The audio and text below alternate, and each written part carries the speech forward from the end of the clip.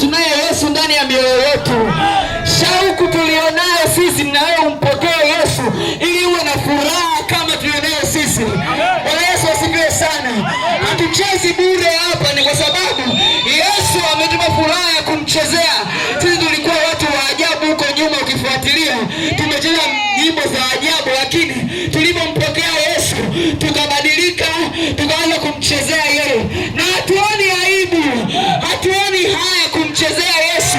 Maana tunajua alikotutoa, tunajua nguvu yake. Sikiliza nikusomee Biblia. Biblia inasema Mathayo sura ya 10:28, Biblia inasema, "Njooni kwangu nyinyi nyote msumbukao na wenye kulemewa na mizigo, nami nitawapumzisha. Jitieni nira yangu mjifunze kwangu, kwa kuwa mimi ni mpole na mnyenyekevu wa moyo, nanyi mtapata raha." Nanyi mtapata raha nafsini mwenu. Sikiliza. Yesu anatangaza pumziko la rohoni, anatangaza pumziko la maisha. Kuna watu hapo wanapita changamoto ngumu sana. Kuna watu wana shida, hawajui kodi mwezi huu watalipa nini.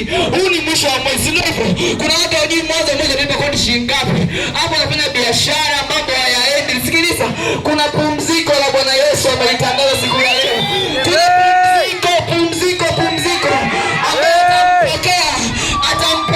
Atapokea pumziko. Alafu akipokea pumziko kuna raha. Sio kama sisi hapa, sio binadamu. Sisi binadamu. Changamoto zinakuja, lakini kwa sababu tunaye Yesu anatupumzisha. Alafu anatupa raha nafsini mwetu.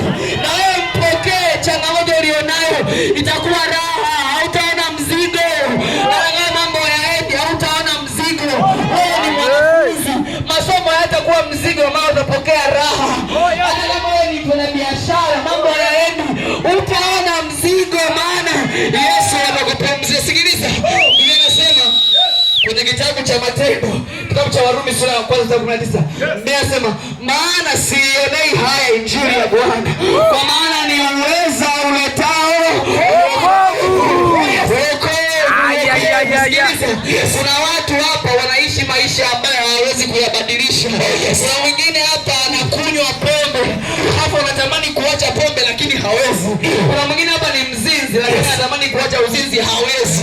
Tunapotangaza injili hii, ni uweza uletao wokovu, ni uweza uletao badiliko. Hata kama huwezi kuacha pombe, ukipokea injili hii unabadilika, unaacha kunywa pombe. Hata kama huwezi kuacha zinaa, unapopokea Yesu zinaa inatoweka, maana ni uweza